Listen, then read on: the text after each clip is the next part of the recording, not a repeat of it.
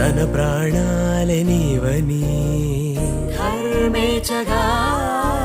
తన మనసంత నీదని అర్థేచగా తన వలపంత నీకని కామేచగా అవధులు లేని ప్రేమకై